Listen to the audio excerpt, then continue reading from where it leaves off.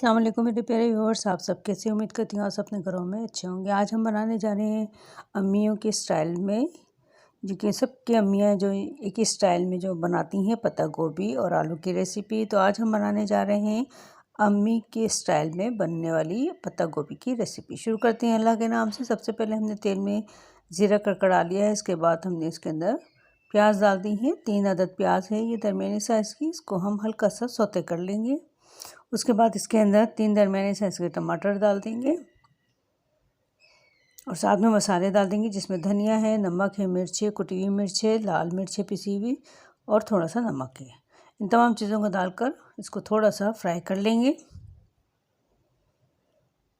मेरी वालदा भी इसी तरीके से पत्ता गोभी की रेसिपी बनाती हैं। आपकी वालदा किस तरीके से बनाती हैं मुझे कमेंट्स करके आप ज़रूर बताइएगा।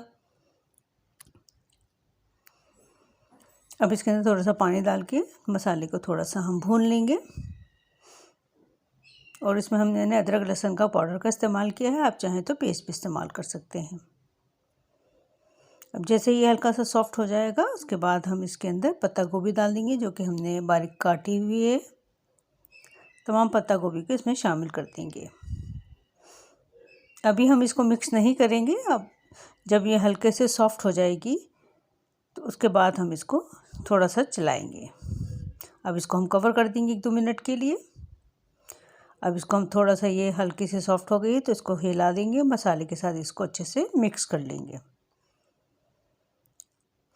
ये देखिए, और बहुत ही टेस्टी और मज़ेदार सी रेसिपी बनती है, क्योंकि वालदा की रेसिपी होती है तो हर एक को अच्छी ही लगती है घर में वालदा के हाथ का खाना। ये मैंने अपनी वालदा से सीखा है।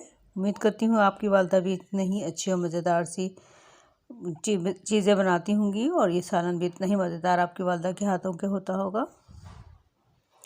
अब इसको अच्छे से मिक्स कर लिया है हमने। थोड़ा सा इसमें मॉइस्चर है, क्योंकि हमने इसमें थोड़ा सा पानी भी डाला था। तो साथ ही हम इसमें अब कटे हुए आलू भी डाल देंगे और आलू को इसी तरह रहने देंगे ताकि भाप में अच्छी तरीके से ये आलू कुक हो जाएं।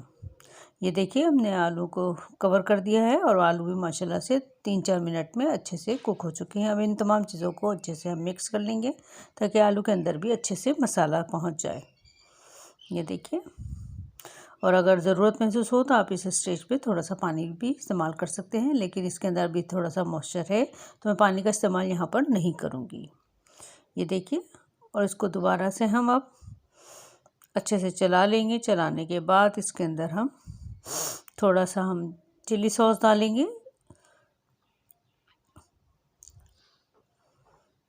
और थोड़ा सा हम इसके अंदर सोया सॉस डाल देंगे ताकि एक चाइनीज़ सा टच आ जाएगा इसके अंदर।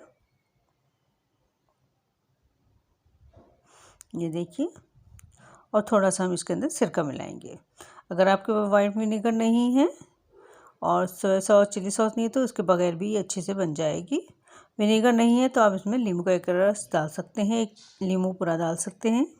इन तमाम चीज़ों को हम अच्छे से मिक्स कर लेंगे और इसको दम पे रख देंगे 2-3 मिनट के लिए, ताकि तमाम चीज़ें कम्प्लीटली अच्छे से कुक हो जाएं।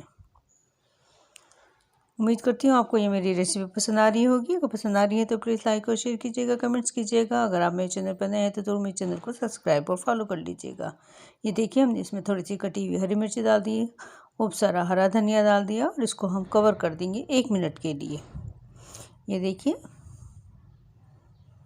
कितना अच्छा सा लुक आ गया है माशाल्लाह से सब्ज़ी का, और बहुत ही टेस्टी बनती है। आप इसको पराठे के साथ, पूरी के साथ या सादा प्लेन रोटी के साथ भी आप इसको एंजॉय कर सकते हैं और वही लुत्फ़ ले सकते हैं जो कि आपकी वालदा आपके अपने हाथों से बनाती थी आप सबके लिए। ये देखिए, कितना अच्छा लुक आया है और माशाल्लाह से तमाम मॉइस्चर भी इसका ख़त्म हो गया है और शानदार सी एक रेसिपी तैयार होगी। उम्मीद करती हूँ आपको ये रेसिपी पसंद आई है तो प्लीज़ फॉलो और सब्सक्राइब का बटन दबाते हुए जाइएगा। आप सबकी बहुतों का शुक्रिया।